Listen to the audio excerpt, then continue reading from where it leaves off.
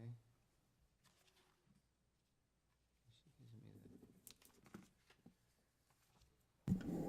Okay, it's Wednesday, August the 10th, 2022, and I will open the meeting of the Fort Myers Beach Marine and Environmental Resource Task Force Advisory Board meeting. So, if I'd like, please stand for the pledge. I pledge allegiance to the flag of the United States of America and to the republic for which it stands, one nation under God, indivisible, with liberty and justice for all. Amen. Okay. Roll call. Who can you start us off? Sure. Mary Rose Spalletta, present. Steve Johnson, present. Greg Fossum, present. Rose Larkin, present. Chad Sheets, environmental staff. I believe we have excused absences today for Wendy DeCatano, Rob Howell, and Jennifer Rusk. Yeah, that's, if y'all would like to do make a motion to excuse their absences, that is up to the purview of the board. Okay. I move we excuse those people from the meeting. I'll second that for discussion. Any discussion? No. Any opposition? Okay, motion carries unanimously. Good. Approve the agenda. I think we have some due to the absences, we can make some adjustments here. I believe specifically for me, propeller guards was an item that was requested by Rob Howell, so I think I'll include that in a motion, a further motion to move that to the next agenda as one item, and take input from y'all before I make it. Okay, before I made it, I figured let's get all the changes. Oh, okay. Invasive that stays, Dark Skies stays. MERTF pamphlet, I don't see us having a discussion on that. If you saw the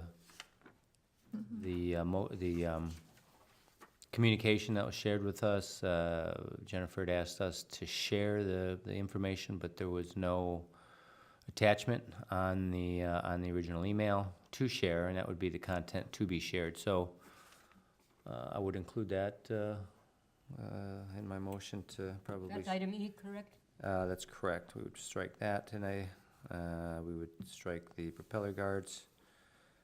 Do we need to budget? Budgets, well, one's for fiscal, one's for this year, one's for ideas coming in next year, but we'll see what kind of contributions we have to that. Other than that, are any additions we're missing? Okay, I'll make a motion then that we move to the next meeting, the MERTF pamphlet discussion, and as well as the propeller guards. I'll second that. Discussion, any opposition? All right, motion approved unanimously. Next up, previous meeting minutes, which I have. I do believe we did receive these. Have you, do we have any objections, any?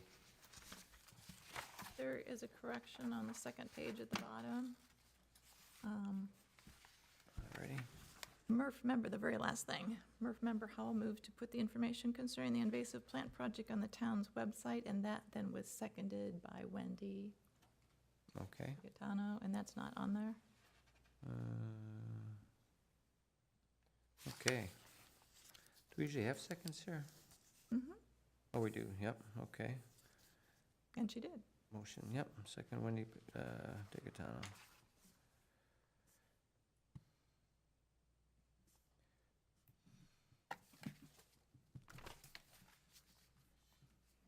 Okay, anything else?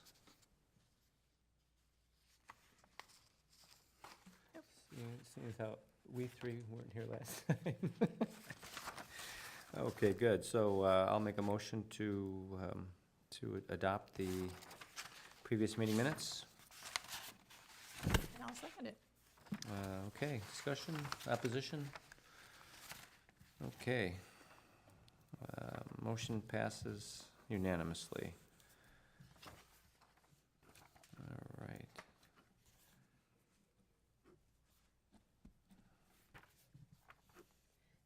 What was the amendment again? There was another motion that wasn't on the paper? Oh, a second Yep. was not recorded in the meeting Okay, minutes. that's all, thank you. So as amended. Right. Okay, let me adopt as amended. All right, it's the 10th. Get my paperwork here. Eva will kill me. 10. Okay.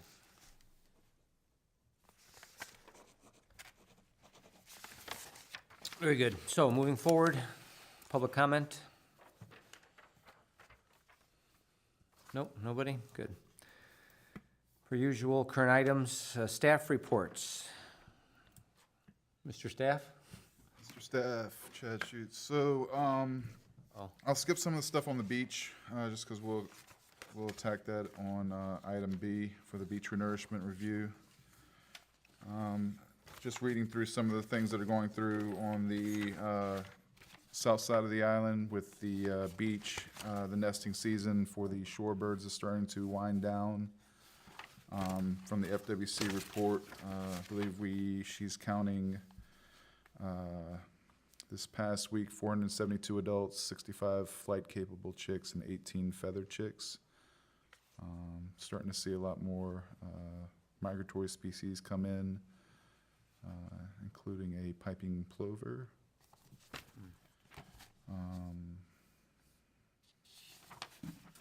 And they were able to, I think, get half of the posted area tilled, which no doubt the condo residents appreciated to access the beach. Sea turtle nesting season, happy to report the beach overall is darker than in seasons past. Continuing issues include interior lights at resorts, single-family residences, and condos. Also exterior and interior lights at Times Square and up Old San Carlos. And some beach and vendor resort obstructions, furniture, jet skis, etc. Having said that, there's a lot of properties that are working to come into compliance, planning to plant dunes and whatnot, getting that permitted through FDEP. So that's encouraging for those that are making that effort.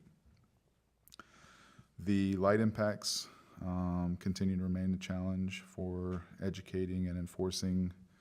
And as y'all all know, this is due to that high turnover of many, many visitors that we get to the beach that are either unfamiliar or maybe a little bit apathetic to sea turtle nesting regulations. The flashlights have been, I think, a very good tool both for engaging people and also just removing that light impact that you see up and down the beach. It's not uncommon to see, 10, 20 flashlights up and down the beach on any given night. So that it's a nice tool. It lets me engage people, lets me let them know what's happening, why the lights are all red, and again removes the impact once they start using that red flashlight.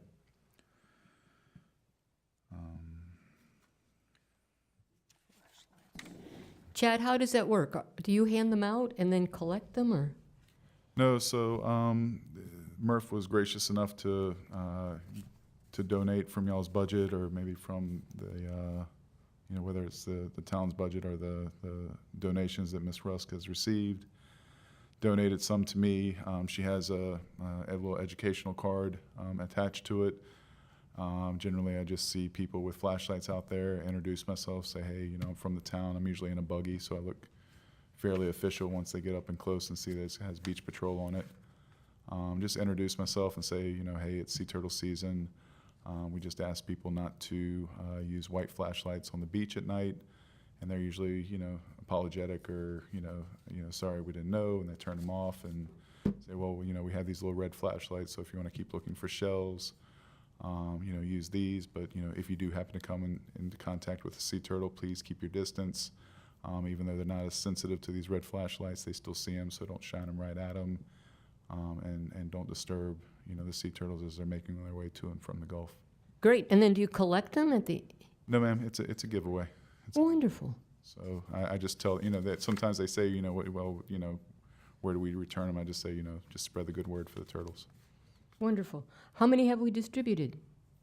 That's a good question. All of them, right? It would. Yeah, all of them. A couple hundred. Yeah. And have you gotten any feedback? People who've said, well, we passed them on, we were leaving, or? Yeah, just the night of. I mean, the instruction that was given to me is not, generally not to pass it on per se, or not to, bank them or whatever. I haven't seen too many repeat red Right. flashlights, but again, we have, hundreds of new visitors every week. So I think It's- they're relatively low cost, so I think they're priced to be a giveaway. Yeah. What do you think they are, like $1 each, more? Less? I would have to ask Jennifer, but yeah, I want to say around the $3 mark. I want to say. Might be a good spot for somebody who wants to donate, buy a few more of these I lights. think one of the challenges is technically it's against. Oh, really? Yeah, Oh, so- that's right, yeah. So that's the I mean, Oh. in a sense, it does wonders, but technically, I mean, from a technical standpoint, correct, that do we overlook, or what is the actual rub there? So I think there's no flashlights is the Right. so Yeah. that's something y'all could advise council perhaps if you feel. Yeah, we So need to think inclined. about this. If we don't want to be breaking the law, rebels, okay. Well, we can just put an adjective, no white light flashlights. Right. No Non- non-turtle, non-wildlife friendly flashlights. non-long wavelength, and I did test Right. those with the spectrometer. They all the wavelength is greater than, Yeah, that's all we need 560. is an adjective in front of, and but it is pretty bright. Even you shine in somebody's eyes, they're going to see a dot for a little while. Right. oh. But it's a lot better than the white flashlights in my opinion. Mm-hmm. All right, well, maybe we'll get some community input and bring it, add it to agenda, see if that's Yeah. something people want to do, and check with the powers to be. Okay. I'll make a note on that. Yep, so just continuing on, in May, June, and July, approximately 220 warnings have been issued to properties concerning the Sea Turtle Conservation Code. May, June, and July, did you say? Yes, sir. Alrighty. 45 of which have had either one or more citations issued. To date, we've had 7 disorientations. Staff has reached out to it's the Condo Association of Associations. I forget, I think they're CAFMB, Community Association of Fort Myers Beach, which is all the condos. And just asked them to please, made them aware of the issues. Please do their due diligence. Just simply educating and putting pamphlets in their rentals and on their doors may not be enough. They may need to get out and police themselves, self-regulate, so to speak. And that was well received. Mr. Ron has been very helpful in that. So we'll see how that goes. Interior lights is one of the leading causes of the disorientations. If you look down the list and see what's happening, it's multiple issues, and in some cases multiple properties for the disorientations. But interior lights continues to be a challenge. Furthermore, enforcement of interior violations has been complicated due to a number of condo associations protesting citations to the respective condo associations for violations due to interior and/or exterior lighting that is under control of the individual condo unit. So in the past, staff has issued, we see a light, an interior light that's on, we issue it to the association, and the association chased it up or paid it or whatever their bylaws. So they pushed back and lawyered up, and staff has therefore pivoted to start issuing those interior lighting violations directly to the condo unit owners.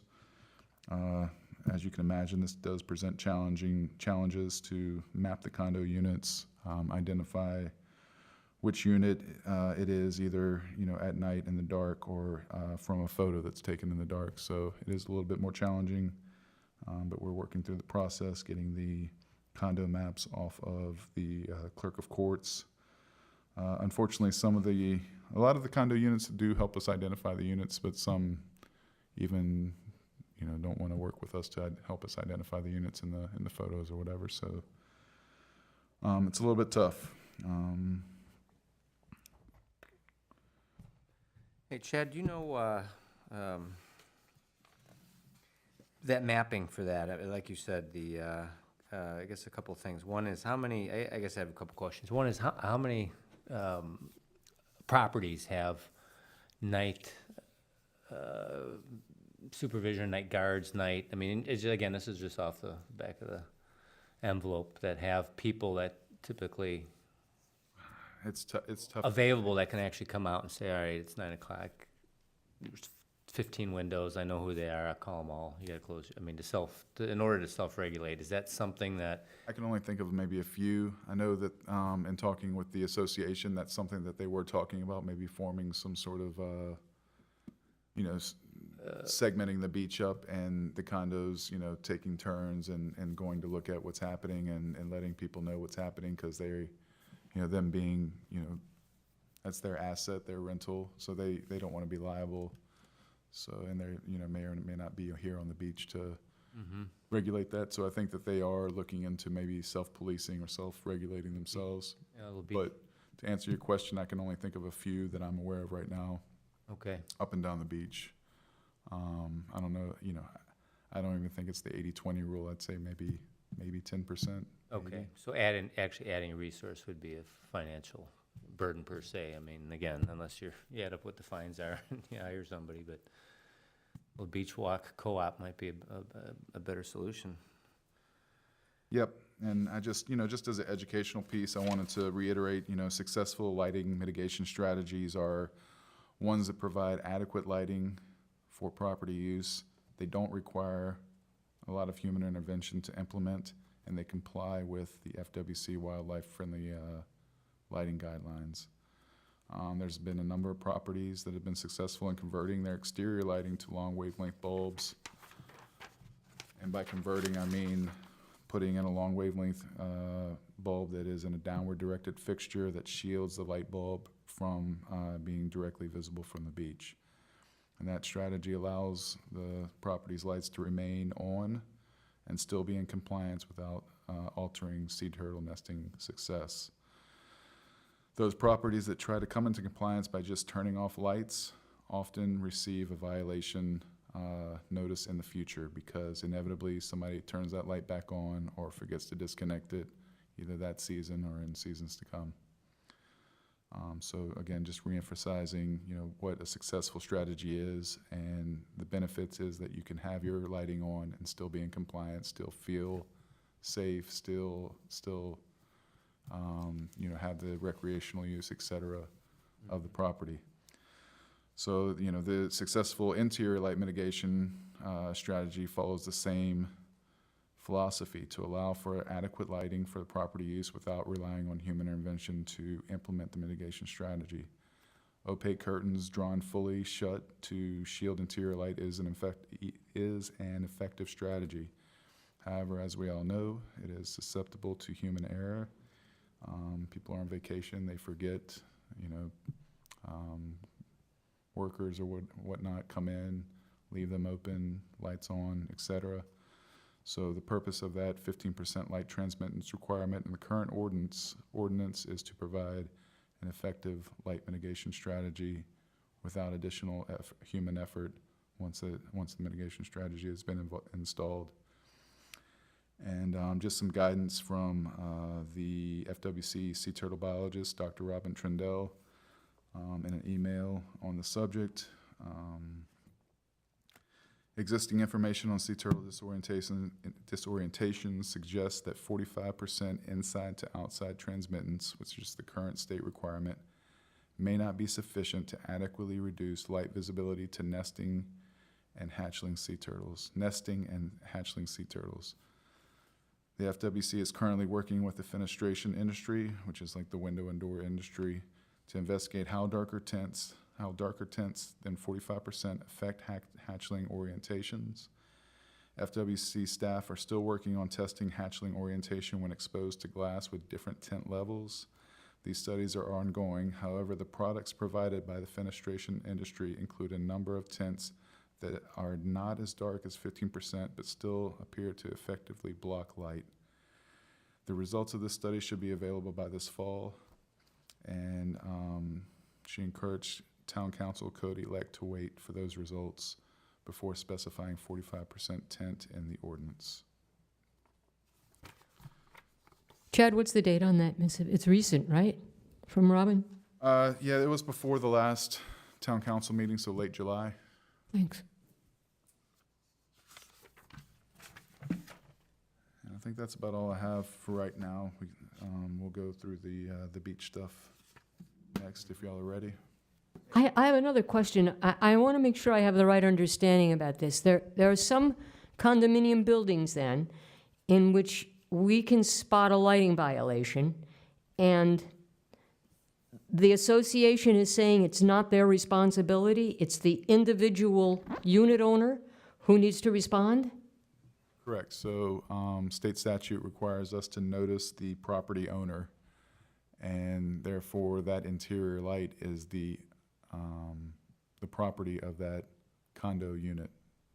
So Okay. therefore, we need to notice the individual unit owner, and they are in effect saying that we're not going to enforce the rules and regulations on But it. I know, like in my condominium, there are certain things I may not do, you know, like, so I can't paint the outside of my unit so anybody else can see it, so it looks any different from any other.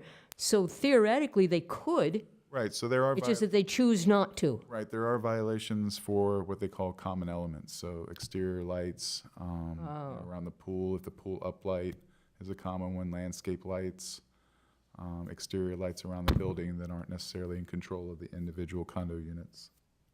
So are these condominium associations doing it for privacy reasons, or just because they don't want to be bothered? You would have to ask them. Okay. Could be either, There's an could be element both. of resistance there too, but legally, the property owner is I responsible. think, I think the argument is it's not our property, therefore we're not responsible. It's a legal argument. Thanks. Yeah, I mean, who knows, that could come back from units that are complying and saying, why am I paying into this, into this fund that covers non-compliant people? Sure. So make them stand alone. So, yeah, I'm sure there's different sides to it, but couple things. One, on that whole subject, Chad, is I have to, just for the record, we've seen market improvement on the beach, really. So the disorientation rate's really a shame that it's already above last year, and we're still probably only 50% way through with the hatches. So it's very unfortunate, but I think, as you had mentioned, that the challenge still remains interior lights. So it's interesting that that's still on the docket for the town council to look at, but it seems like you've improved a lot of these exterior lights that may have been problems over the years. So there's been extra effort to get those people compliant. There's still work to be done, obviously, but there's been a lot of improvement in that regard. And certainly in many sections of the beach, it's quite dark. And then there's also areas that seem to be repeat offenders and a constant challenge. So it would seem that things have improved, although the results haven't really borne that out. But As you know, it only takes one light to disorient the turtle, so it's yeah, it's Yeah. a tough nut to crack. so on that same subject, it would seem to me that now that enforcement or the pushback and the referrals to attorneys now is going to be a bit of a problem.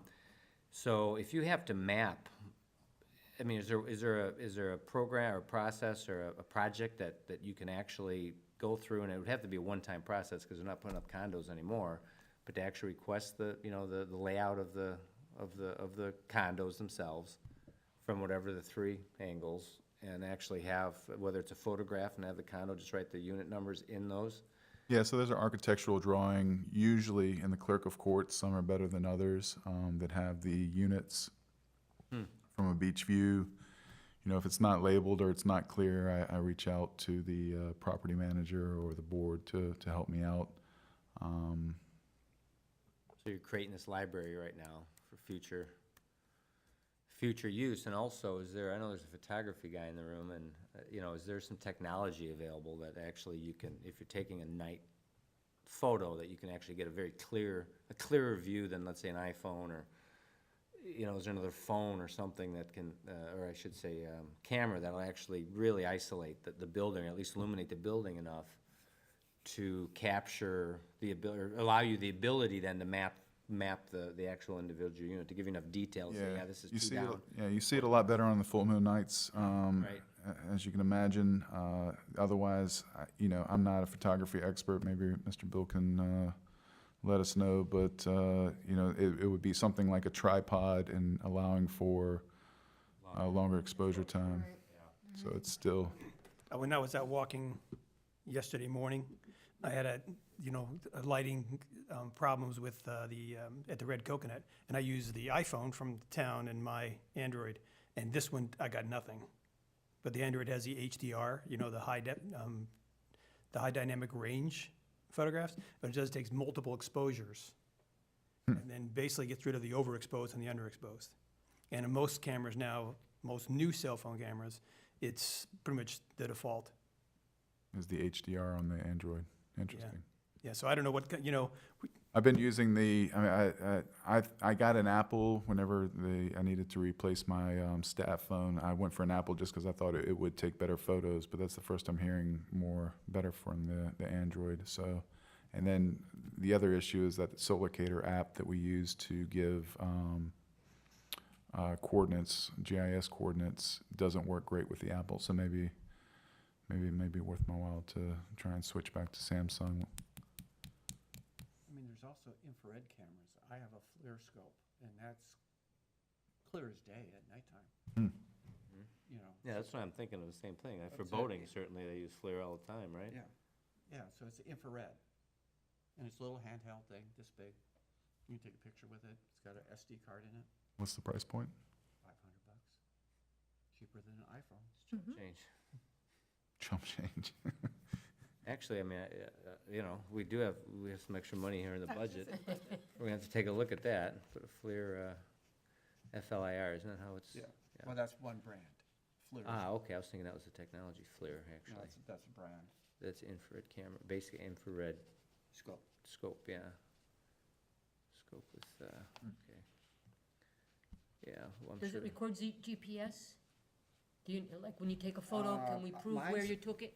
I don't know about the newer ones. Mine's pretty old. Mine's about 7 years old, and no. But the newer ones may. You know, but I think if the actual image is so clear that it's undeniable that, you know, that the architecture is that particular building, it's.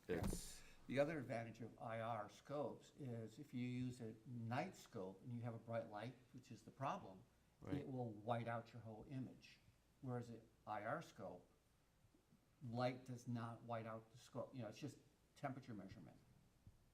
How would it differentiate then the lit, You could see the temperature of the violator? bulb, but it's not gonna be like a low light scope. Okay. Maybe we can go out one night, or if you have a chance to go out a night and just take some pictures of some, what look like to be issues on the beach. Yeah. Have somebody, yeah, we can probably, have somebody that can help you with that. Okay. Excellent, all right, well, good.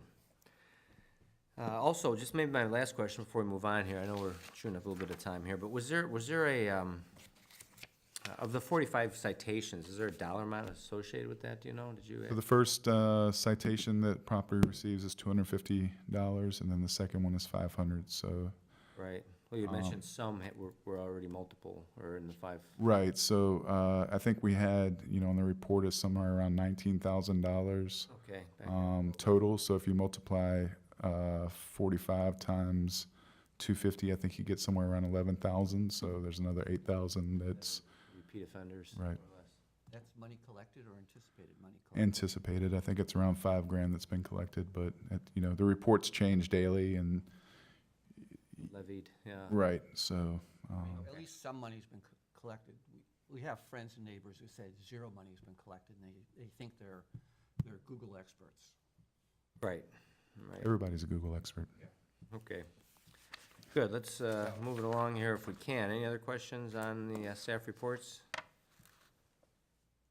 Any from somebody that's been out of touch for a while? Okay. Good. Do you want to move on to beach renourishment? Sure. So I emailed y'all the dune management plan and I think it was the cover page. It addressed some of the questions. It was a bit of a lengthy document, but a lot of it is just taking what Keith had done years ago and revamping a little bit for the current times. And then FWC had some additional concerns that hadn't been addressed in the past, so staff submitted a response to address those issues with them. So we submitted updated project drawings, which also included some construction access points that they were requesting, and the removal of the pond segment, which is on the 6,000 block of the beach, per the concerns of those property owners in that segment. Who was requesting it? Did you say FDUP? Or the? So staff removed the pond segment because of the concerns of those property. Plan, right, okay. Right, so it's no longer in this. Remove the pond section, meaning fill it, and I. No, yeah, Opposite of what I understood, yeah, right, so it's no longer in the project. right. Also in the, for the dune management plan, we submitted a exhibit for the areas that were included in that dune management plan for the managed beach zones, so that will exclude the CWA area. We won't be doing any managed beach zones in the CWA. Makes sense. And we also addressed concerns for temporary irrigation protocol, specifying per their request that lines will be installed along the landward side only of the dune and should be removed once plants have become established, and that any watering along the seaward side of the dune should be done by hand on an as-needed basis. So everything is pretty straightforward, what you would expect. FWC's concerns for during sea turtle season and not inundating eggs with water. Great. On the beach raking during sea turtle nesting season, FWC requested that, and I think this was in there before, all marked marine turtle nests be avoided, which is also in our ordinance, and that all raking within 10 feet of the dune vegetation during sea turtle nesting season be done by hand tools, so hand raking during sea turtle nesting season close up to the dunes. Right, you're maintaining that 2 foot from the dune. Yeah, outside, it's the 2 foot to maintain that dune in place. It's kind of that, again, that quid pro quo. We want y'all to have a dune, and we want y'all to be able to manage it. Right. Well, there's been discussion about whether or not going to allow it right to the dune toe, so I still like the fact that there's 2 feet at least. Yeah, I mean, And, the intent is for the dune to be maintained in place, and I think that's important that we keep our word to those property owners. Yeah, so Chad, without, I read it, it seemed like everything was pretty darn close to last time, so were there any very, significant changes? It didn't seem to be I'm that I'm just going through the changes, so there's a few more bullet points, and I'm just hitting the changes right now. If you Okay. just bear with me for Okay, another couple Yeah, of they minutes. okay. Mhm. So the dune height modifications, that would only be done outside of shorebird nesting season and sea turtle nesting season, which is March 1st through October 31st cumulatively. And then another shorebird nesting concern was that the town would agree to construct the south segment between November 1 and March 1. Again, provided that state and federal permits are issued accordingly, and it doesn't adversely affect our funding schedule, our funding received from the state and the county. Another sea turtle concern is, our sea turtle issue is that our Lee County is, due to the stable shoreline along Bowdish Point Park, Lee County would prefer the beach fill taper end on the south end of the park. So they're basically saying we don't need sand. Why put sand there just to exacerbate the accretion into the Matanzas Pass, et cetera. So it's going to end up there eventually. No need to build it up right away, considering it's so stable and replenishing with the predominant conditions regardless. The turtle nest relocations are proposed to be limited to the north segment and north half of the central segment, and Bowditch Point Park is proposed for that relocation area, and we're still in talks with Lee County for that. The revised construction schedule, so the town proposed the revised schedule to address FDP and FWC concerns. July 16th through August 31st of 2023, mobilizing equipment. September 1st through November 22nd of 2023, construct the north segment first and then proceed to construct the north half of the central segment. November 23, 2023 through February 14, 2024, construct the south segment first and then proceed to construct the south half of the central segment. February 15th, 2024 through April 1st, 2024, demobilize the equipment. And again, all of this is dependent on the contractor availability and weather conditions. So the equipment's here the whole time? There's one mobilization, so it's like, how long is the equipment here, like 9, 10 months? Moving around with the project as it moves. Okay. And that's why we need the multiple construction accesses for the south segment, for south of the pier and for north of the pier.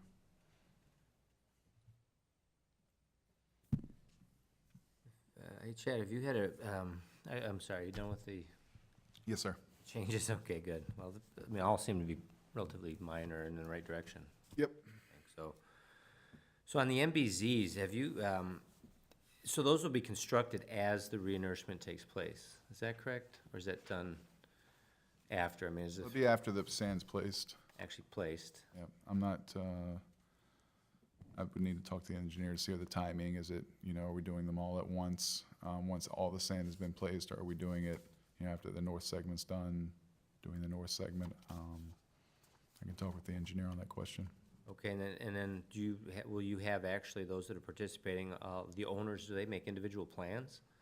Or is it more of a, Yeah, we like to work with the owners and see what they have in mind, what, how, there's some pretty funky shapes out there on the north side right now. I mean, ideally, it's a contiguous frontal dune. Right.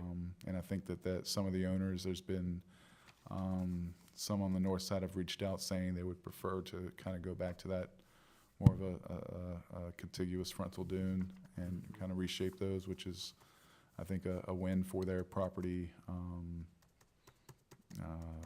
resilience to storm impacts. Yeah, it's just because once you have, inlets here and inlets there, it basically becomes channels into Right. there, whereas if you have a frontal dune, and kind of more of a side, comma entrance, it gives you a little bit more protection. Nothing's gonna help you with a catastrophic event, but but that's still not mandated. I mean, if an owner decided, I want mine literally back closer to the property versus toward the main high water line, that would be acceptable underneath the, well, you're limited. You can't go beyond the ECL. And in talks with the engineer, he actually did recommend dunes closer to the buildings are more effective. mm-hmm. But You can't go more seaward than the ECL. correct. Yeah. So the ECL erosion control line was set years ago. That's the the state property line. Right. And I think that is just as it's you'd also don't want to take sea turtle nesting habitat with vegetation. Right. Okay, that makes sense. I didn't realize that, DCL. That's when I went to the talk they did hear about it. There seems to be a lot of, particularly in the north end, people that have vegetation that's running normal to the beach. Perpendicular? Yeah, perpendicular. So they'll go out there and it alternates between raked and then these lines of vegetation. So they get all the wind-blown sand and they build up and the people don't like them. Right. And they think that the same thing would happen if they put plants along, their buildings, which it doesn't, Right. because it doesn't catch that wind. And I will say that, I'm hearing a lot of just people talking down, dune plants. I'm sure it's happened all along, but, there seems to be a lot of misconceptions. Because if I'm right, Chad, when in this plan, someone puts down plants, they can maintain them where they are. They don't lose control of their yard. They don't have to let them take over the yard. Right, They can maintain them exactly where they're put. And, correct. and a lot of people don't seem to understand that, Height, width, length, yeah. can be managed, yeah. I mean, it's the value of it, let's face it, that's the drawback has been that once you put any dune plants in, then you have no control over it. So this gives you total control. Yeah, the idea is to remove that regulatory liability that everyone, or that a lot of people don't like. Right, yeah, and really for the record, I mean, it's only 75% the width of the property as well, so you still allow 25% open contiguous sand from your property down to the water. Right. And all of this is at no extra charge, even for the plantings? There's no extra charge to the individual property owner? Right, so the ordinance specifies, in areas where it's designated critically eroded, the town shall cover that cost. That's terrific. What a good deal. Well, the other advantage, again, for the record, is that if there's a catastrophic event, those that have participated with renourishment, which a requirement is to allow an MBZ to be put on the property, correct? To receive sand, you have to have an MBZ agreement. Well, not necessarily. To receive sand, you have to have, I believe, 75% Oh, the width of the currently, property. okay, So, right. there's people that already meet that criteria. My that don't mistake, right. That don't need to enter into an agreement with the Yeah, town. I said there's some that meet it, some that are, I think, in the document, some partial, and then some that would require the Correct. entire thing, right? Yep. And if you actually have a partial, then as you build the full 75%, you're allowed to then maintain that the portion that was existing prior to the establishment of the MBZ. Is that right? Say that again. So let's say they have 50% across the front, and then they have to add, whatever it would be, another 25% to make that 75%. So that 25% doesn't become the MBZ, correct? It's the whole 75%? Did I read that properly? I'll have to read the Fine words print? again. Okay. Excuse me, what's MBZ? I know Z is It's zone. just a managed beach zone. Managed beach That's zone, the- okay. That's these, I'm Like, not gonna call them artificial dunes, but these yeah. are these manufactured, Man-made dunes, yep. that can be managed and, trimmed, lowered. Okay, but again, the benefit would be if there was a catastrophic event, they would receive replenished sand at no cost from whatever sources are gonna replenish the sand, correct? And if they don't participate, then they don't receive that benefit. Is that correct? Yeah, they have to sign their easement and meet the vegetation requirements to receive sand, yes. Right, for the renourishment, but in the case of, like I said, a hurricane or catastrophic, a beach issue, so then the renourishment, the next renourishment, they would be able to participate, they would actually receive sand, correct? Isn't that how I understood it during the public hearing? That is one of the benefits of, So, yeah, once we become an engineered beach, we qualify for FEMA funds, is that what you're? I think that's maybe what it is, right? So, yeah, once we're engineered beach, which means we have an engineered design and we've built the beach according to that engineered design, those areas would therefore qualify under FEMA's rules for funding and emergency events, yeah, Okay, good. So let's say in that 6,000 block, that wouldn't apply, is that correct? correct. Okay. Any other questions on the, Yeah, I have one. On page 2, Chad, where policy 5D1, the last sentence, it says dune walkovers should be constructed where they do not exist, and existing structures should be maintained. Does that mean we're going to see bridges across some of these dunes? So that's this is a copy and paste from the comprehensive plan. So this language has existed in the town's comprehensive plan for some time, so Right. I don't think anything's necessarily gonna change. This is the same language that's been in the dune management plan since 2011. So I don't think this is going to propagate that. Well, don't confuse what, like, they were trying to do down south with an actual dune walkover. Right, the dune walkover is for areas where there's a lot of traffic, and it goes over the primary dune to protect the primary dune. Okay. Not a bridge over a lagoon, it's not a Yeah, that's where my radar went boing. There's a lot of them. The beach accesses, there's quite a few of them. And then somewhere they go to Moby Mats for, ADA. So they're around. Oh, that's right. Yes, yes, they are. Sterling, technically, that's a dune Okay. walkover. That little- Yes, now I see. Now I get it. Thank you. I had one question. I thought this was excellent, but my one question is, when they are planting stuff on the dunes, it says a water-absorbing polymer gel product will be placed in the hole. And it's like, none of those are biodegradable. So I'm wondering what that product is and if it was used at the north end when they did those dunes. Yeah, my understanding it was used in the last one. It is made of a polymer. I'm not sure what the composition is. I'm not a big fan of it. I'm kind of more of a all-natural kind of guy. This was in the last plan.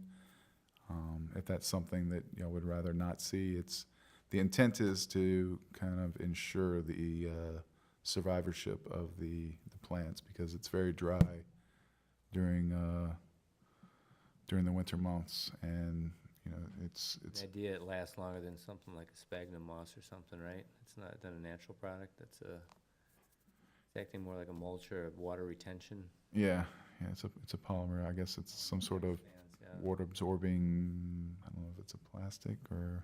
Yeah, it's under planting techniques, but I looked at a bunch of them and they're non-biodegradable, so whatever we put in there, it's gonna be there. Well, maybe, is that something that you would be willing to look into, see if there's a An alternative? natural alternative that we can potentially suggest to the board? Sure. Or anybody can look at it for the next meeting? I'll tell you, I've been in plannings where we've used them and ones we haven't. And when we've used the polymer, you pretty much don't have to water them. You don't have to go out when they're getting established, you just don't have to.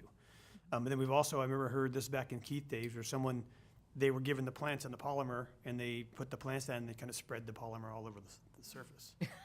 And people were wondering what's this green sludgy stuff that's all over. So, there's right ways to do it, wrong ways to do it.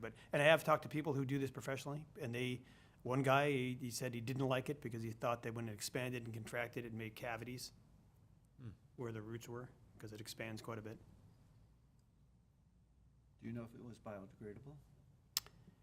I assume so, but I didn't verify it. On several of them after reading this Sunday, and they're not biodegradable. I guess I could try and find one that is, but Yeah. for some natural, I would think if they're not biodegradable, if the dune ever got washed out, you would see it. And that's happened. Can you see the green stuff? Usually when it gets washed out, it gets washed out. Like, we put I think we used this, we did some plants at Newton Park. But when it got washed out, it got not partially washed out. It was Washed out relatively quickly, though. It quickly wasn't and there for a year or two. extensively, yes. Yeah, so my guess is it probably degrade to microplastics, right? In the yes, end, I'm hoping not, yeah. yeah. I'll check into that. Okay, it'd be great. I'll pick two, yep. But I don't think it's a necessity. It just means that it's more, Right. whatever time to go out there and get them established, or do it at the right time. Because we did the first planting down on Connecticut Street, Beach Access. We put that in October, like mid-October, and we didn't use the polymer. And there was pretty good survivorage. But, I was there, I watered a lot of it. And that's like the worst time to do it, at the beginning of the dry season. Right, Yeah. sure. Makes sense. Okay, moving on. Any other questions? Let's jump to MERF budget fiscal year '22. So at the last meeting, they shared, which I didn't attend, nor did you, No, correct, Greg, or Mary Rose? no, I wasn't. They handed out a budget sheet, which essentially shows that for the most part, everything but the funds for the pop-up have been used. So, the big numbers here are that the pamphlet, or the brochure expenses are still there. And since we weren't able to talk about the brochure, I doubt that would be something that we'd be able to move through by the end of the year now, I think. Right, there's no way. Because we'd have to have, obviously, have some more of a finished product, bring it to council, Right, and then have this printed by the end of September. not gonna happen. Yeah, so that would have to probably get moved into next year's budget potentially. We have actually, I don't know, there's carryover from, well, that's for the pop-up booth though, so that wouldn't probably be applicable from donations, but we also have our committee item, or committee items, or otherwise the big event, which would have been a bag or bottles or whatever it would be, and I think there were some ideas for that, specifically to sponsor. Wendy wanted to, have us sponsor a cleanup, either on the beach or in the water, pretty much in the water. She's focusing on kayaking or paddle boards and doing a beach cleanup and then providing water bottles or T-shirts or something. And she was gonna check into prices. Okay. Can I make a suggestion? As a MERF committee, we should not distribute water bottles. They're one of the biggest pollution problems we have. I think she meant the permanent ones. Oh, no, the water, the. little- Yeah, I know it, yeah. Plastic ones, yeah. Yeah, I mean, there are alternatives. Yeah. I mean, there is permanence, it gets a lot more expensive, but now there are some biodegradable ones now coming out. Dr. Fossum, the technical crew or just made me aware that they can't hear you in the microphone. Well, that's a good thing. Yeah, I mean, I'm recommending not using disposable water bottles as an event that we sponsor. Yeah, I don't think. These would be reusable, I think, screen printed or whatever with the town logo or whatever it might be and things like that. So some type of giveaway, but I think the big one will be more so probably like a T-shirt, which she had talked about talking to Tuna Skin, similar to what's been done, I think, already. Flashlights. And I think that's still on the board too, and I think, there certainly doesn't have to be, any approval or anything like for that. So that's something maybe we can finalize at the next meeting. If, we had talked about, we were gonna check into that a little bit since it is technically, non-compliant. So that's something maybe we can, is that something that we should, prior to the September meeting, go to the town council and actually ask their opinion on that, since it is technically non-compliant, since the ordinance says no flashlights? Would they be, how, do you give a waiver? Do you actually have to go and rewrite that ordinance and say, okay, add, with the exception of long, narrow band, amber, approved lights, and how do you know they're just not red lights? And I don't know. I thought we were gonna look into it and come back, but. Yeah, it's a conundrum. There's not an easy answer, Steve. You can't be, that's the rough aspect of it. You can't be non-compliant when you're asking everybody to be Right. compliant. And we have to finish this by next meeting. I mean, it has to be finalized, the Right. 22 budget, Right. because time is running out. Okay. But I also think we can look into, there's funds there. If a FLIR or an IR scope is an answer that can help compliance, I think, we can provide one of those to the town compliance officer. Yeah, I'd rather see that than the flashlights, I think. Yeah.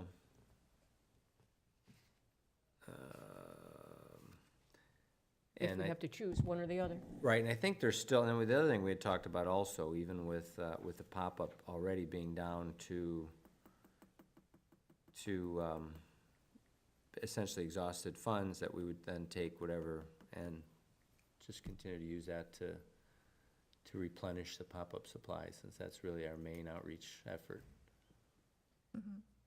Sure, the pop-up is our major educational effort. It needs to continue, whatever Mm-hmm. monies we have are well spent there. Exactly. And I heard the new banner was in, Okay. but it wasn't on display at this last one. Okay, yeah, I have a new banner here, Yeah. so. And I have no idea what the cost was, So but that's not reflected here, obviously, right? But that's $100, couple $100, I don't know what it is. I mean, there's still some larger chunks here. And these other buckets are almost completely full, so. Well, I'll make a motion. I'll make a motion that for fiscal year '22, MERF funds, that, the expenses from printing remaining, which are, 2,000 and plus, so it's under $3,000, can be moved to, pop-up replenishment as needed, which include potentially even printing, materials.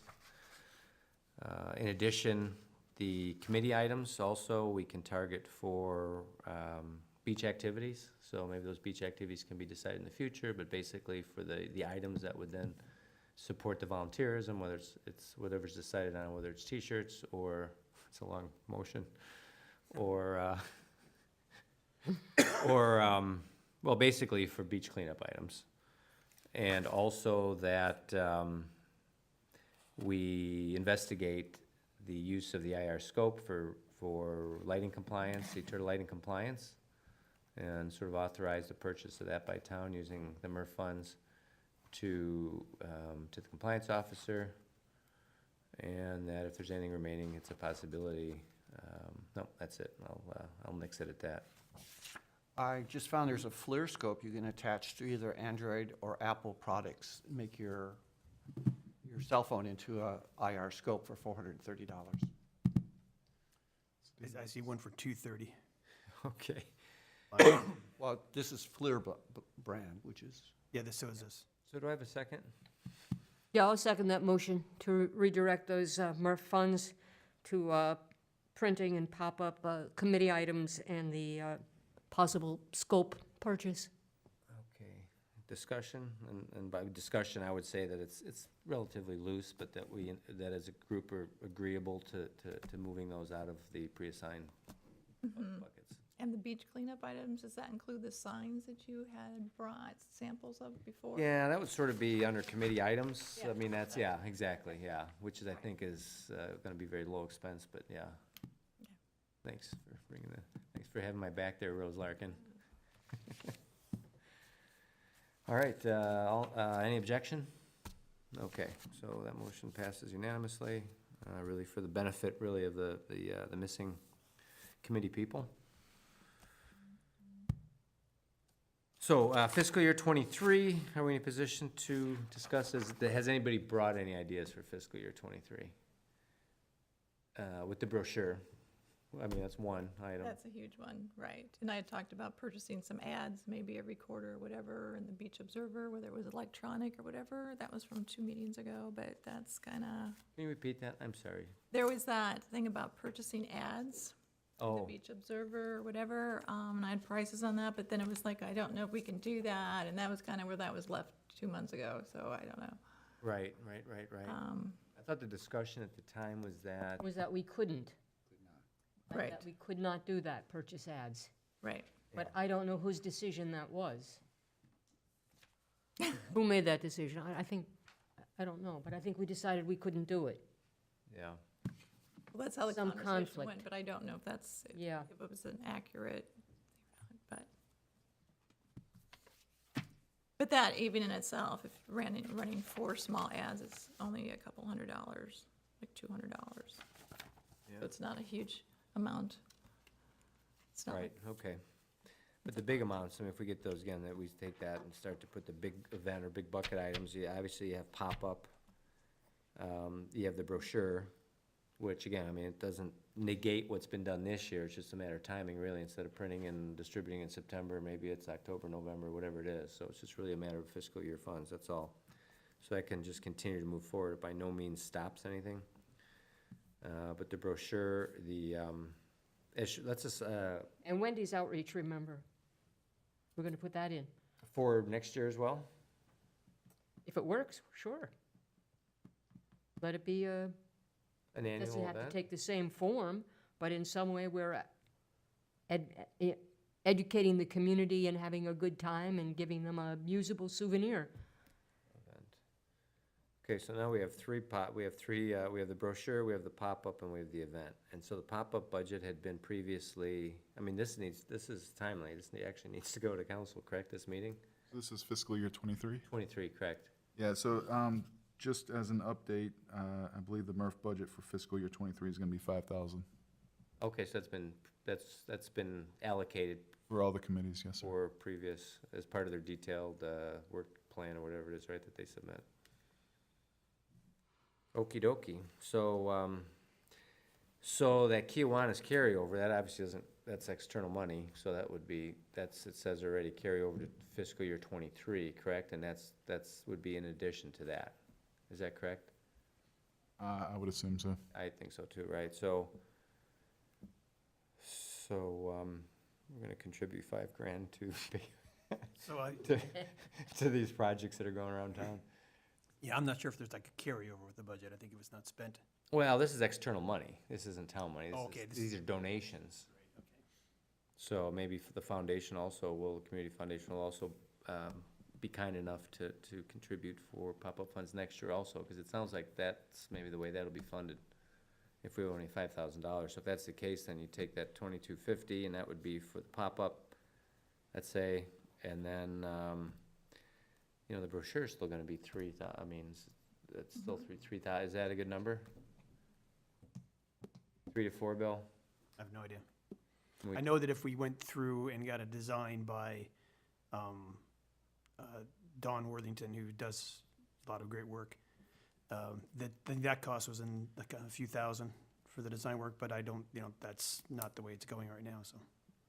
Okay, well, we had 3K last year, so if we put 3K in there, and then that would just leave 2K for the event. So actually, it's already been, the 5,000 has been allocated, so actually the pressure to actually put a budget together and present it is a moot point. Well, we have, you know, nothing has been decided. Oh, that's true, it hasn't been That's voted the on, yeah. Starting point with the staff, I assume. Okay, All that's gonna go through council. It's gonna be a pretty interesting budget cycle this year, so, appears to be shaping up that way, yeah. what's your feel? Do you think that 5,000 is enough? I mean, it seems like the pop-up, Technically, no, I mean, the pop-up and the brochure, okay, there's external money coming in there, but the pop-up is not an inexpensive thing to run, you know, it goes all year, there's been, how many events, is it 2 a week, on average, I know that, Normally 6 a month on average. 6 a month, so, somebody help me with the math there, right, was that 70 a year? 6, 72, 12, So we're way 78, over 100. 22 It's been up over events, and that's all, I mean, a lot of it's material that's being handed out, and just consumable type items are crossing, so. Right. Wear and tear on the booth and everything else, and so that is always gonna be a $3,000 to $4,000 expense, I'd say, as a minimum. And I personally think that's a very, very high value, event, from this group to the town and the constituents of the town and visitors, so yeah, I mean, a little, depends on if they want us to have an event as well, if they're interested in doing events, and also, again, this brochure would be useful. It's, we haven't had one for a long time, I think it's gonna be inclusive of other properties as well, since, Allison's involved with it. So it's just not gonna be this conservation. it's mostly Jennifer, you know. Currently, yeah, I mean, we haven't voted, we haven't decided on it as a group, what's exactly going in there, but yeah, I think And we're she- gonna and take she a lot of said- her contributions. And she sent me an email to distribute to you, which I didn't feel comfortable doing with the sunshine laws. So I was gonna have Chad print it out, but then the detachment didn't come through, so he didn't have a chance to print it Right, we out. clarified that, yeah, that's why we took the actual line item off, so this discussion now is under budget, not under pamphlet, we were gonna skip that since we didn't have the attachment or anything to take a look at. So the question, I guess, to the council, to our advisory board is do we actually make a definitive, plan here that we wanna present to council to see if we can get more money than what's allocated at $5,000, or at least make sure we get the 5,000? That's the other question, Yeah. I because was there's no sort of guarantees making we have it. sure. It's basically this, provide the squeak that'll hopefully get the oil. And it'd be good to have a really detailed itemized budget of what has been spent. Because now we really don't know. Yeah, well, we have a sense of the pop-up, I suppose, but that's probably gonna run over with the banner, technically. So is that detailed expenses? This was from last meeting. I mean, is that from the township and Yeah, expenses but submitted? it was, I think it's old information that appears to not have been updated, it's not current. There was some, July 6, 2022. Yeah, I mean, there's additions there, but I think, Rose, you were at the meeting, there's items on there that actually haven't actually been That weren't purchased. ordered, and the wraparound tent that's on there was not ordered, and they did get a tent, and then it was the wrong size and too heavy, and it wouldn't fit into Jennifer's car, and, I mean, but she and I couldn't put it up by ourselves, I mean, it was huge and heavy, and so it had to be returned. Because the one that's there now, she and I can put up, or she can put it up by herself even, so. So anyway, there's those types of issues in there, but. So I will go ahead and make a motion. So what I'd like to do is make a motion, maybe you can help me with it, but it's basically, we're gonna make a motion that, again, the pop-up is a value, that's establish a number that really is required. If they value that has to be in the budget for us to continue with that program. But in addition, that there's other activities, let's say, if again, this year we weren't able to accomplish it, but we would like to have a brochure that we think would be of value. And even just those 2 items would be enough to say, right now we understand it's 5, we would like 8 for those 2 items. And ask for really very specific, to ask for those 2 items to be funded. And then work with what we have assigned, budgeted to us afterwards. If it's less than that, then we'll have to either postpone, let's say, a brochure, look for funds, or somehow make the whole thing work, but the pop-up is the big one. Without the funding, that's not gonna continue. And how much do we need for the pop-up? Do we need 5 for the? I 4? think 4 to 5 is, 4 to 5 is to the expense for that, yeah. I mean, right now, it's, they have us at $343 remaining. That's with $3K budgeted, and also, I believe they've used up the donation from the community foundation at $1,000. So that would be roughly $4,700 already. I'm sorry, is that right? $3,700 already spent on pop-up, with potentially some additional things that are still gonna, MERTF banner and stuff like, that's not something that'll change every year, the MERTF banner, but because the name of the advisory board changed, we had to update that, so yeah, again, just throw it out there, I mean, it can easily be consumed, 4,000. Maybe the pop-up should be financed separately, that $5,000 is for our other projects, and the pop-up, No, that was my question. Stand- is to say, stand if alone. We have a number, and we asked for the 2, I mean, we've got the brochure too. So Right. again, I think just, if it's gonna be a difficult budgeting year for the town, I don't think it's a good year to say, oh, we have, we need more money for ideas that we don't have yet.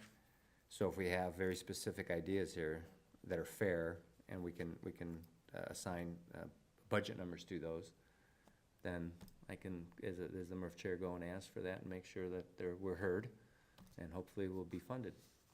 I think that's just- Good. I think that's just the way it works. Sound like a pretty good plan there, yeah, what numbers are you saying then? Councilman? Yeah, I think you come and make your case. I mean, I think, with the size of the budget, to deny, a few thousand more dollars to MERTF would be political. It wouldn't be a real financial decision. Some making a point that they want all the money for their project or whatever. Make that point, did you say? Okay. Share, learn to share. All right, I'll make a motion that that the chair from MERTF come and attend the next council meeting and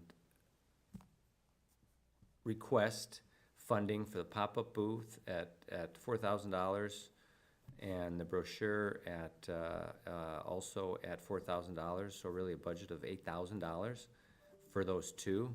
Any variance could be used for other items during the year, but those are the 2 items for a total of a budget for a request of $8,000. The thing, I just divided 5,000 by 72 events, that's $69 per event. That seems, and that's without buying the new tent, any reusable stuff, so that's not much money. A lot of the materials are donated, which is Yeah. by mostly the pamphlets and all the materials that are handed out. A lot of that is, but there's just the consumables. So the I don't know, what's a good, carry cases, the bungee cords, just to keep the thing together. And then also the cost of the tent itself. I mean, that's a lot of use. It's just not being used at a swap meet, you know, once a month, so. But I do think, you know, I think Jennifer once told me that some of the things that were donated originally now, she's actually got to pay for. She's gotta Right, that's a print now. threat, exactly. Because, you know, I mean, if someone had a few extra in a drawer, that's one thing, but now if they have to go get more printed and it's going to cost them money, Right. I think her expenses, the pop-ups are gonna go up. Potentially, yeah, because we're actually allocating what's remaining in this budget toward the pop-up through the end of Yeah. the year for potentially next year for actually even printing. I mean, if she Yeah. had to have things printed, because she actually does have printing costs as well. She was printing her own shell guides and stuff like that, so. And those are colored prints, front Yeah. and back, and birds, and, yeah, so that's a huge chunk now of printing cost. So, I mean, it sounds like reusables, the tent, the banner things, is gonna be around $2,000 a year. And non-renewables that she gives away is probably gonna be $50 per event. I would guess, just, you know, if she has to print out everything, if she's gonna have any freebies that she's gonna hand out. So I don't know if that's enough money. so what would you suggest? Well, I have to, 50 times 72 is $3,500 roughly. And 2,000 for tent and all the stuff that they use each one. You know, that's 55 without Jennifer's input. Okay, let's make it 6. I'll withdraw my original motion since it wasn't seconded. Yeah, I'm just saying, it's, Yeah. I think her expenses for the pop-ups is gonna go up. All right, we'll go back to the original 10, and it'll be 6 and 4. Sound good? Okay. All right, new motion for the MRF chair to address the town council with our fiscal year '23 budget, requesting $6,000 for the pop-up and $4,000 for continuation and printing of the MRF brochure.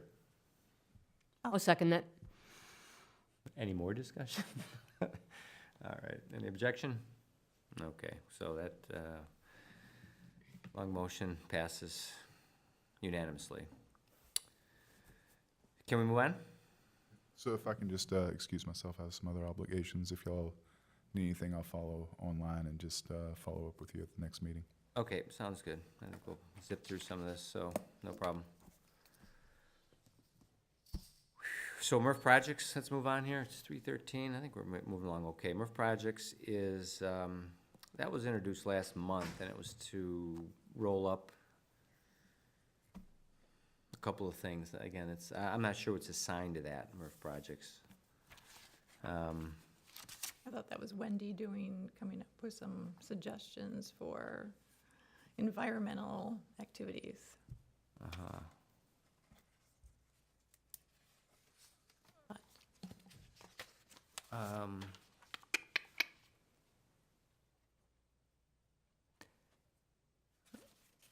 Do we have any reports on MRF projects? Nope. Or shall we move on? We'll move on. Yeah, it was on the meeting minutes from last time. Mm-hmm. It was really just, well, it was adding the vegetation information, which now has its own separate little line item here on the agenda, and then it was the beach cleanup events. And that was the projects. Right. I think you actually sort of morphed that into that Yeah, when it came up. That's what came up, but I'm not sure. I think that was, again, I think the purpose of it being there as MRF projects was open-ended, or there was a reason for that, and I think there was it was rolled up, separate things were rolled up into MRF projects for the agenda. And I'm not sure those were the original ones it was for, but that's fine. We can talk about that when we have the agenda for next month, how that agenda item of projects can be used. We have that discussion now. Is that an agenda item that it's really a roll-up, or usually we have very specific agenda items? I think that's frankly too It's too broad. too broad. It's open-ended and it's not, so yeah, I think like you said, last meeting, you used it for the plants, since that wasn't on the agenda, and then I think Wendy chimed in with some ideas and stuff, so, the beach cleanup event. Yeah, because normally that's, can be used for members' items and reports, and then based on that, you can add things to the agenda.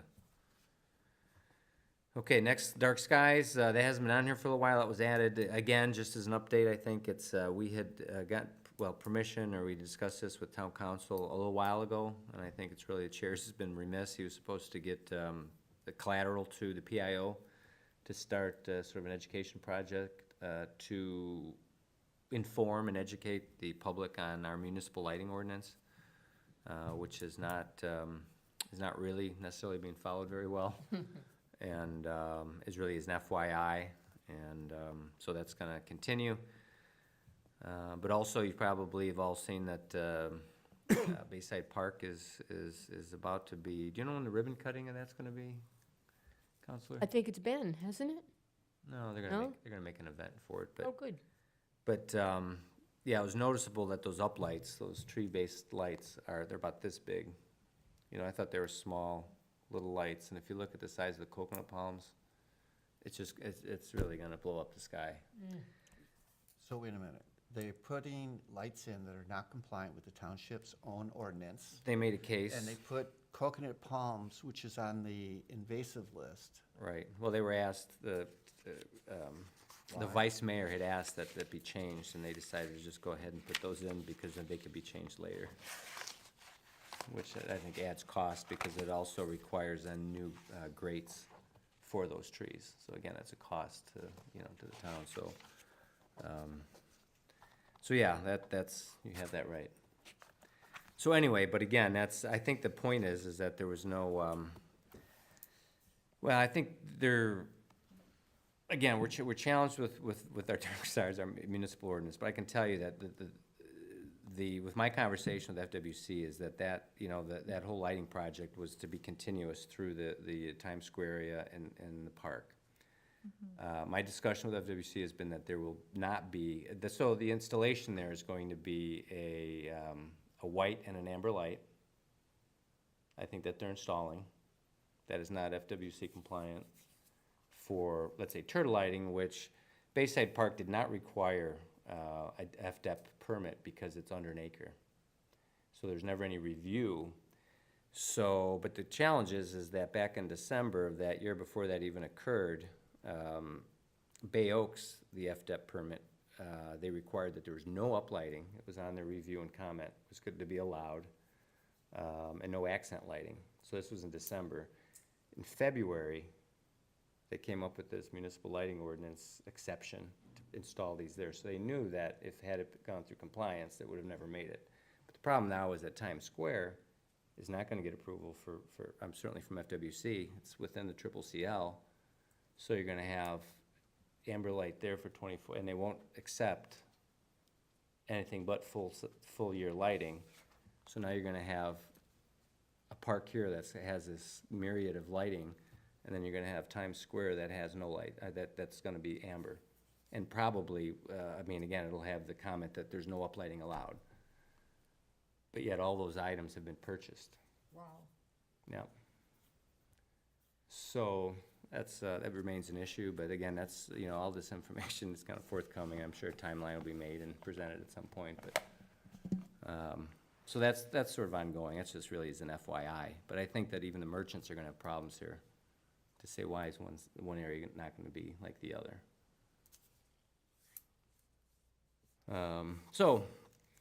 In the meantime, that's been the problem, and that's why Dark Skies is sort of there, is that was not a good, there's no way we'd ever get Dark Skies, let's say, accreditation without the town's involvement in cooperation. And that's an example of complete non-cooperation, so that's the issue. Yeah. Disappointing, very disappointing. So that's the 5 minutes there. Invasive plant project, do you have any questions there? No, we're on dark skies, there's no questions. Vegetation? Dark skies, yeah, I think we've closed that. Any comments, Counselor? Anything on your side? Nope, okay, we can move it along. Invasive plants? I just typed up and handed out today a sort of a time frame of what's happened. And it's interesting because with the Bayside Park and the coconut palms, that whole thing is that when I started on MERF, which was October of 2020, Chad was then talking about invasive plants and wanting to count them, and there was discussions going on at that meeting about the whole Times Square to Bayside Park project and what kind of vegetation they were going to be putting in. And so in November, I was like, because I was still taking the Master Gardener volunteer classes, it was like, well, can I check with the Lee County Extension Service to see if we can do some cooperative project? And that was approved. But then this committee, MERF, said that they were recommending sable palms for the Bayside Park to Times Square project. That was the recommendation from here in November of 2020. So anyway, so I got going on the project, got a bunch of Master Gardener volunteers and a Native Plant Society person to collect data. That was back from February to May of last year. And then all the results were presented in June. There was those 761 properties that were identified from the street. And our chairman, Steve Johnson, made a motion that Chad was going to go and get the approval from the town council to post the information on the town's website. And Mary Rose, you seconded it. Well then, so we didn't meet in July of last year. So in August, I gave a flash drive with all the properties listed to Chad. Can I interrupt just for a second? Sure. Now that I read this, it's saying that we had made a motion that the project manager would request approval from town council. Right. So that's normally we have to, as the MERF. I mean, the staff usually doesn't make those requests. So was that, That's how it's recorded. that's how it's recorded? Okay, so unless we go back and maybe watch that meeting to see what the verbiage is, but I think we did talk to the council though, unless it's further down, you're saying that we did talk to them about it. Well, and that's from June, July, August, so that of last year. So then, in September, it was suggested to come up with, looking at the current vegetation plans. So I formed that little subcommittee, did whatever. We reviewed all those city and town ordinances from Treasure Island down to Marco Island, came back, presented 18 suggestions to this group. In December, it got reduced down to 12. So then in January of this year, the town council got all of those 12 suggestions. And then somewhere between January and April, I kept being told that the flash drive was missing. And so I bought another flash drive and gave it to Chad at the May meeting.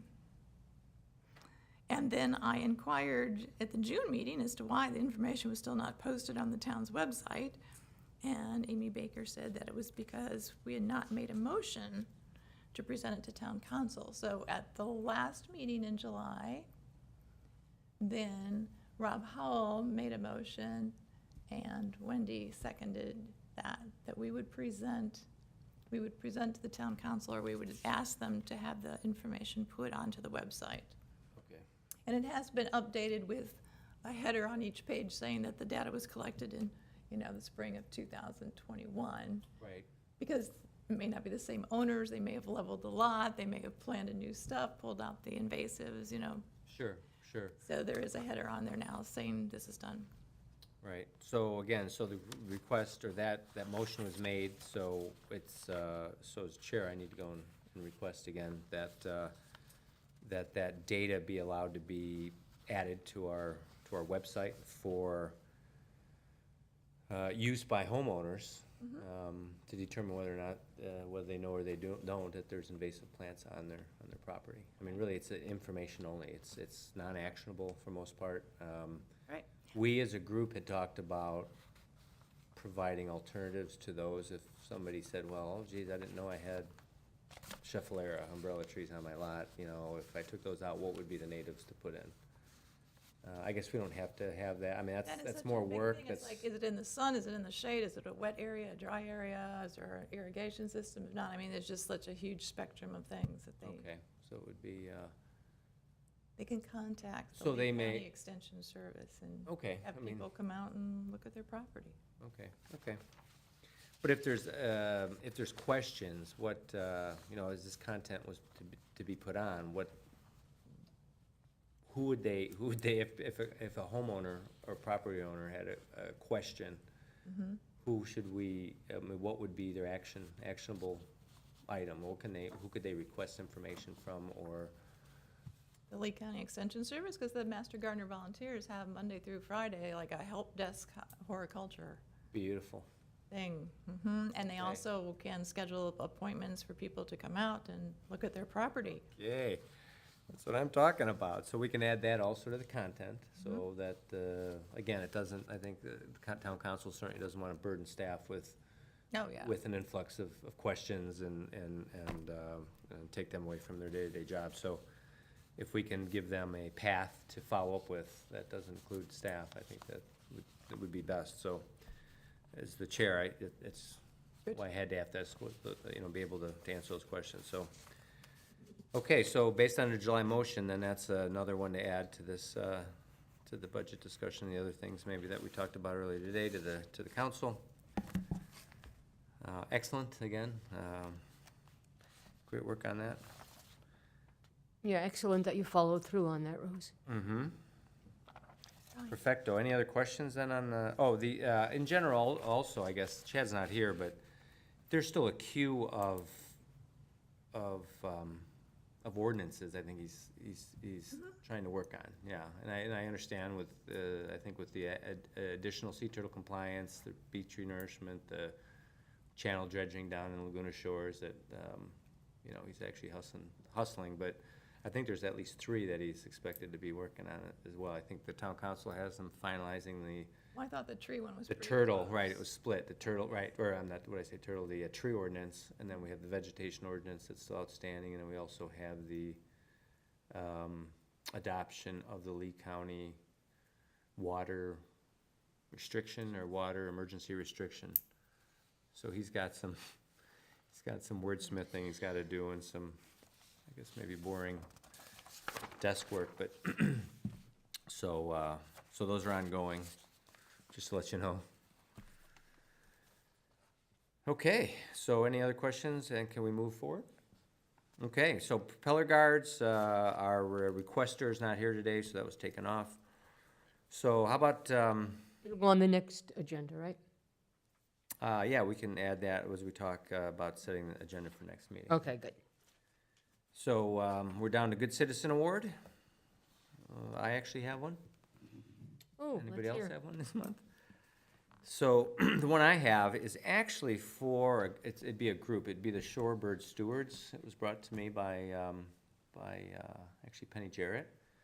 She had wanted to request maybe a Murphy to recognize the, geez, I wish I would've brought my notes here, but essentially the, sort of the Audubon people involved down there. There's 2 Castle Beach, is that the condo? Yeah.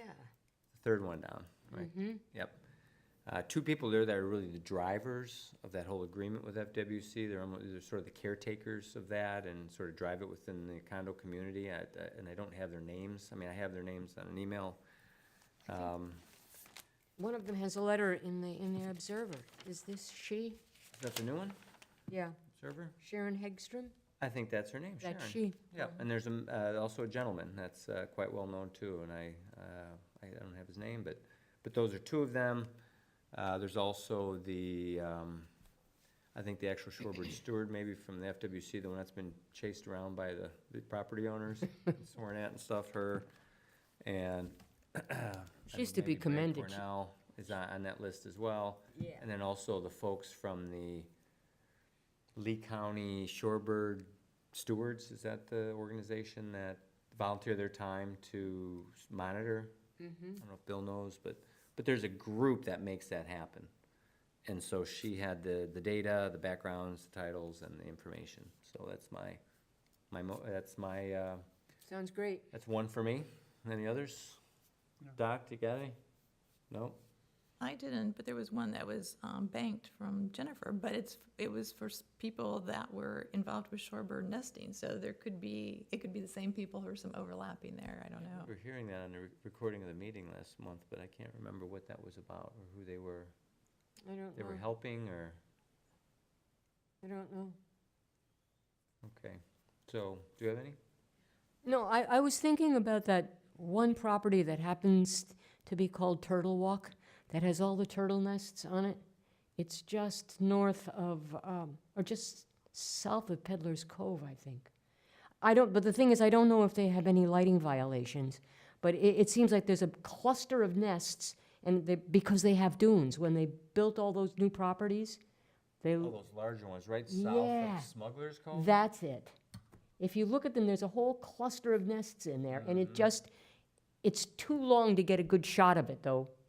But I tried to take a photo of it and say, this is what all of Fort Myers Beach should look like, with all those encapsulated nests. Are they natural or relocated? They're natural, I think. There might be one or two relocated, but they just seem like the turtles are coming up not in the same places where they have in previous years, and they've just selected this place. Yeah, I mean, I speculated that that particular area was a single turtle. You know, a turtle will nest 5 times or It could up be to one 5 or two times. turtles. And so it's chosen to keep climbing up and likes that area. Yeah, but I don't know, so if we think that that's something like that, I could pursue it, see if I can get a better photo, and Okay, yeah. we'll talk about it again. But I would like to know if, I'm sorry, Chad's not here, I'd like to know if they had any lighting violations, because I don't think, I don't think they could have and still have that number of nests, no, they're pretty good stewards there, I'm pretty sure. but we'll check it out. So, okay, I'll make a note of that. So that needs development, and then, so we have the banked one, and then we have, the one I brought in today. So, I think the Shorebirds is timely since that's gonna end soon. Yeah, I agree with you. So, do we need to bring it to a vote, do we need to bring it to a vote, bank or the bank. Jarrett recommendation? I make a Yeah, I motion move that we- we use the Shorebird. Yeah, I'll second that, shorebirds. Okay, and that would be the current one, the one I suggested, Yeah. that one, Penny, okay. Is there a second? Yeah, I'll Is there a second that, yeah, I'll Okay. second it. Discussion? No objections? Nope. Motion carries unanimously. Okay, so that's in. So Penny Jarrett. Public comment? Oh, nope. Got ahead of myself here. It's 3:33, we're moving along. Members' items and reports. Would you like to start, Mary Rose Coletta? Yeah, I would. The first thing I want to do is I would like to commend the man who wrote the article on turtles that's in the Observer. Nathan is his name, because I think it answers so many questions from people on the beach. Nathan Mayberg. It starts on the front page of the Observer, and it's about the disorientations and their current nesting situation. And I was going to give everybody an update, but I don't have to. If people would just pick up the Observer and read Nathan's article, he's done a great job of explaining things and giving people the current counts on what the nesting numbers are, what the hatching numbers are, and the terrible statistics on our the disorientations. Out of 31 hatchings, 7 disorientations, which is over 20%, which is totally unacceptable. And I said I wasn't going to do that, but he explains all of this in the article. Kudos to Nathan. Please read it. Okay, That's my report. good. Rose, how about we go end to end here? Bayside Park, because I've looked at it several times, in addition to having coconut palms really close to the water and probably not going to have them replaced in the lighting, they also put in artificial grass. So the whole interior, I saw that. I thought it was temporary, no? I don't believe so. It looks pretty permanent, and that's a big thing because it becomes microplastic, and then the birds eat the stuff, especially with all the people having food crumbs and stuff in that area. It's not very environmental friendly, but that's my report. Okay. Doc? No, nothing to report. All right, my report for the month is, actually, last month, there was quite a bit of time spent on the sunshine law and explanation. Belabored, I would say, to some degree. After having reviewed it and watched it, I think the important thing is that what we were really requesting, and apparently maybe it didn't happen all the time, but my understanding had been that that we were operating properly, that basically, and Council Herron had actually agreed, saying it was admissible, but it is admissible to send information, data to Chad and have it sent to all the members of the advisory board. That is absolutely admissible. So a steering document, he had used the example of an article. We can send things in to staff and they can forward to all of us. What we can't do, and I think has happened before, is to, maybe during the pamphlet, is to send something to let's say Chad and another member. Anytime anything is sent, it's sent to everybody. And when he sends it out, it goes to everybody. That's how it is. Even if you can't make a meeting, you shouldn't copy me just because I'm chair. It needs to go to Chad, and then Chad will distribute it, and probably should distribute to everybody. So that is absolutely admissible. And, you know, if there's an issue with staff productivity, then that's something that we'd have to take up with council to make sure that's you know, that's something we can have. But by the nature of our committee, there's a ton of data that we're always looking at, and we can't possibly discuss it all at every meeting. So the better we can be prepared, the less that you know, the shorter these meetings will be. So again, you know, there's a lot of discussion about, like, reply all. There's never been a reply all. When something was sent to us, even if it says we need your input, there's never been a reply all saying, okay, here's my input on this. That's never happened. Right. When a reply has been asked for, it's been meaning, at the next meeting, I'd like your input on this. So it's not about sending it by electronic communication. So again, what I had heard from our council hearing is that you can absolutely send articles, data, steering documents, input for the pamphlet, whatever, to staff, and then have them forward it to all the members of the advisory board. As long as it's all of them, then there's not a problem. As long as it's not responded to, it's one-way communication every single time. So I just wanted to review that, because I think that's still an important vehicle for us to be able to get something to review prior to a meeting, so it's not fresh and you've got, you know, usually we get these things that are 9, 10, 12 pages. So, again, that was just my input from the last meeting since I wasn't able to attend. And the only other thing I had was this cigarette butt program that had been brought to us previously. I don't know if that's still something that this group wants to pursue. I'm not sure where we left it, whether we were still investigating it, but I mean, I wasn't very open about it just because I think it's better off in the trash than it is spending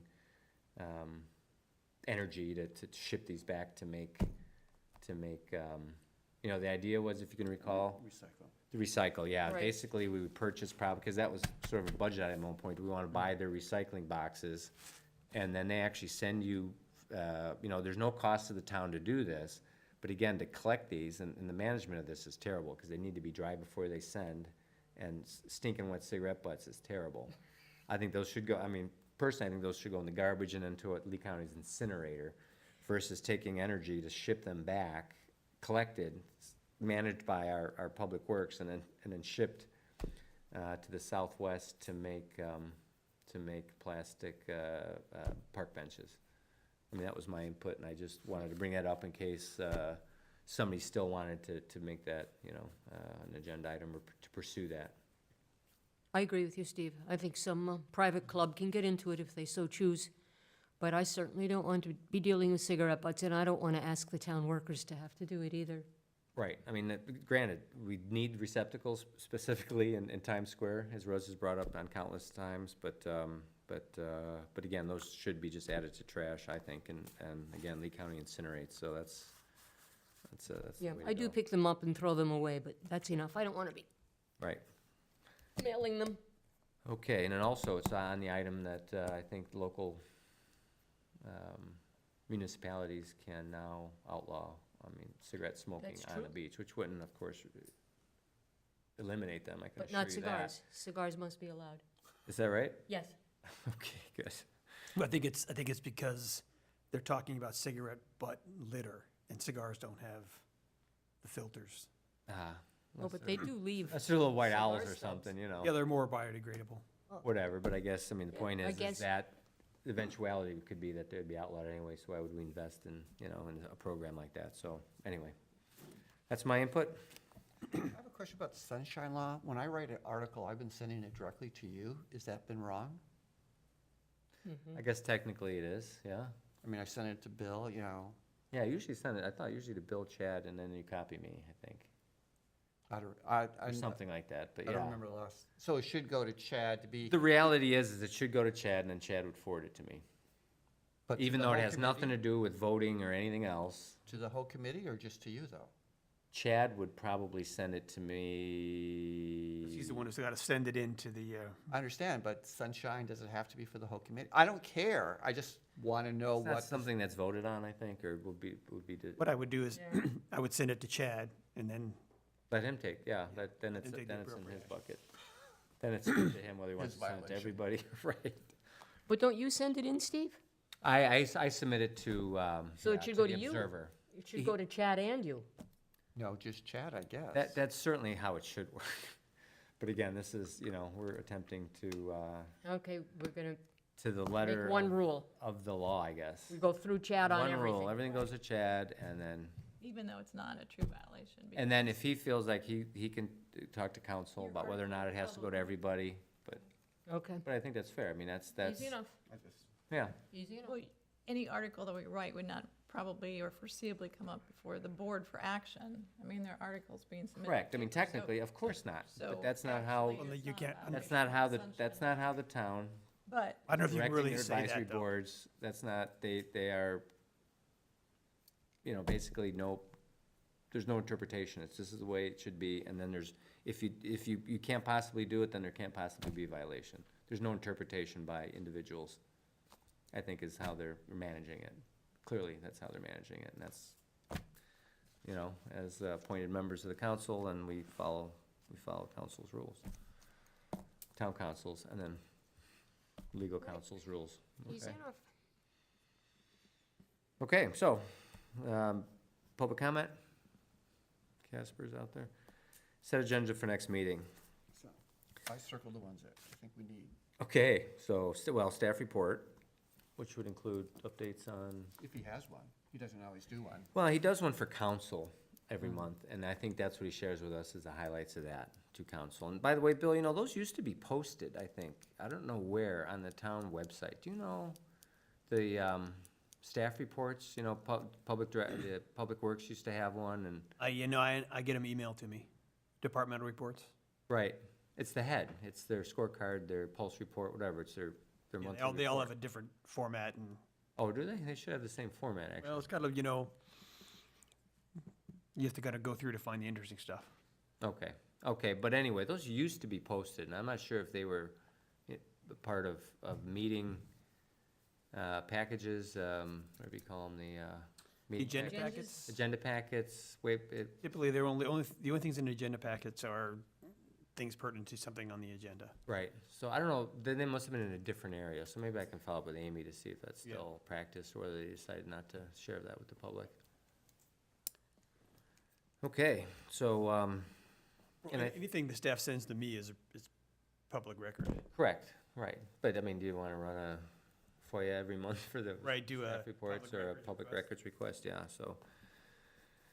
Good, because those are very informative, actually, I found that those to be very informative when I used to pick those up, so, staff reports. What do you got there? So MRF budget 22, yeah, we can, If Jennifer's gonna be here. yeah, she the may have important more thing of is she should be here for She may have more input. input. Yep, 23, that's good. Pamphlet is, yeah, MRF pamphlet needs to be back on, I would say, so she can give us an update there, because she has had some progress. Projects is off, correct, until we identify what the heck that is. Right, yep. Let's see, we'll leave that on there, dark skies, or did you take that off? Is that, no, circled, you said, right? Yeah, Invasive plants, that would be, we'll have that on there for 5 minutes as a follow-up to their input from the council. I mean, some of this is just to provide input back. Propeller guards needs to go back on for Rob, and then, of course, Jay always stays there, so most of them are short items. Any other input?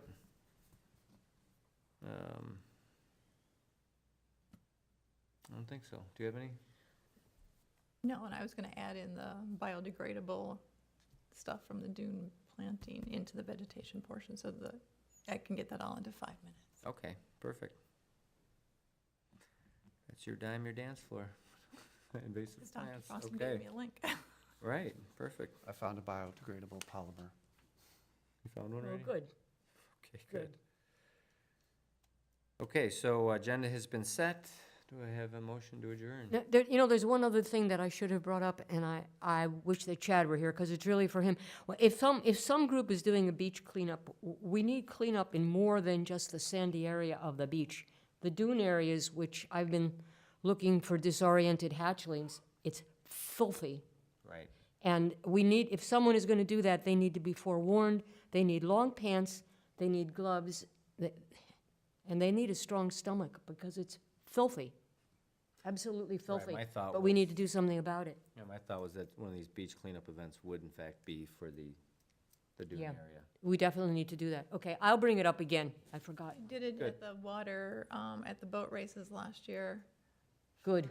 The water school, the Florida Gulf Coast Water School, students were out there, and they actually were in the dunes picking up litter. As a matter of fact, I told their Yeah. supervisor. I would caution them, though, it's dangerous to be in there without protection, because there's disgusting stuff in there, Right, there's. totally I heard unhealthy. there's sometimes they find dead people. Oh. so watch out.